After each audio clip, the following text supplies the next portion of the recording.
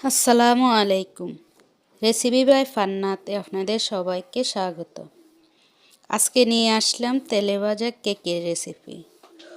উপরে ক্রিসপি, ভিতরে মোমের মতো, একদম নরম তুলতুলে। একবার তৈরি করলে বারবার করে খেতে ইচ্ছা করবে। তাই আপনাদের সাথে একটু শেয়ার করতে আসলাম।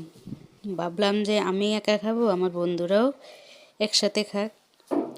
তো চলুন মূল রেসিপিতে চলে যাই।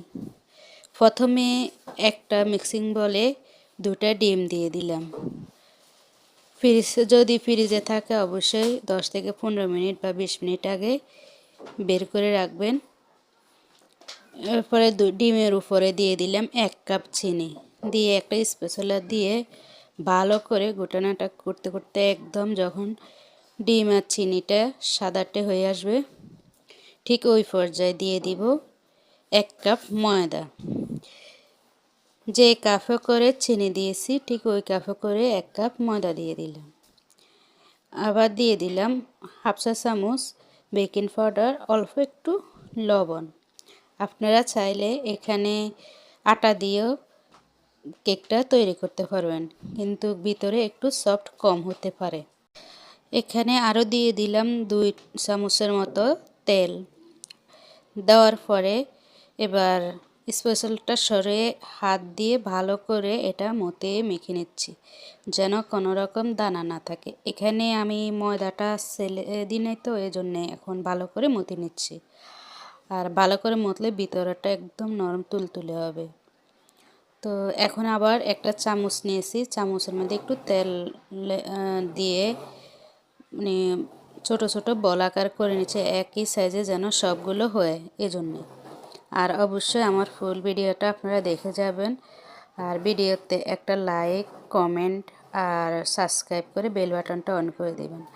আর বন্ধুদের সাথে একদমই ভুলবেন না শেয়ার করতে। তো যখন সবগুলো একই সাইজের করা হয়েছে, এই পর্যায়ে হাতের তালুতে নিয়ে সুন্দর বল আকারে করে নিচ্ছি। এখানে বেকিং পাউডার দিছি, তাই পরিমাণে একটু ছোট ছোট রাখছি, কেননা পরে তেলে দিলে আর একটু বড় হয়ে যাবে। তো আপনারা ওই আন্দাজে করে নেবেন। তো দিয়ে এবারে সবগুলো যখন গোলাকার হয়ে গেছে, তখন একটা ফ্রাই প্যানে পর্যাপ্ত পরিমাণে তেল দিয়ে বসিয়ে দিলাম। তেলটা দেওয়ার 1 মিনিটও রাখি নাই, 1 সেকেন্ড পর পরে আমি সবগুলো দিয়ে দিচ্ছি। আমি এই কেকগুলো আগে তৈরি করে রাখার কারণে একটু চ্যাপ্টা হয়ে গেছিলো, পরে আবারও একটু গোলাকার করে করে দিতেছি। তো এর মধ্যে আপনারা হয়তো দেখে বুঝতেছেন তেলটা কিন্তু একদমই এখনও ঠান্ডায় আছে। যদি আবার তেলটা গরম করে দেওয়া হয় তাহলে আগেই কালারটা চলে আসবে, তো ভিতরে কাঁচা থাকবে। এজন্যে তেলটা একদম ঠান্ডা অবস্থায় দিয়েছি। হয়তো এটাও পারেন যদি আপনারা চুলা অফ করে আগে মিষ্টিটা দিয়ে পরে আবার চুলাটা ধরায় দিতে পারেন। তো দেখুন 1-2 মিনিট পরে আমার এখানে একটু তেল গরম হয়েছে, চারের মধ্যে একটু বুদবুদানি উঠতেছে। তো ওই পর্যায়ে আমি আবার কড়াইয়ের হাতলটা ধরে একটু নেড়ে দিচ্ছি আর কি। আপনারা ভিডিওটা দেখার পরে অবশ্যই কমেন্টে বলবেন রেসিপিটা কেমন হয়েছে।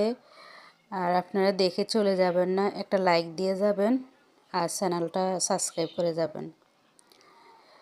তো যখন একটু হালকা মানে এটা দাগ লাগছে আর একটু ফুলে উঠছে, ওই পর্যায়ে আমি একটা চামচ দিয়ে আলতো হাতে সবগুলো একটু উল্টিয়ে দিলাম। উল্টিয়ে দিয়ে যখন দেখলাম যে ভালো মতে মানে ফুলছে আমার মানে আন্দাজ মতো, ঠিক সেই সময় চুলাটা আমি মিডিয়াম টু হাই রেখে এবার সবগুলো আমি ভেজে নিচ্ছি। প্রথমে লোতে রেখে এরপর মিডিয়াম টু হাই রেখে পরে মানে ভেজে উঠে নিব। আর দেখে বোঝা যাচ্ছে মাশাআল্লাহ কতটা কালার আর লোভনীয় হয়েছে। তো আজ এই পর্যন্ত। আসসালামু আলাইকুম রহমতুল্লাহ।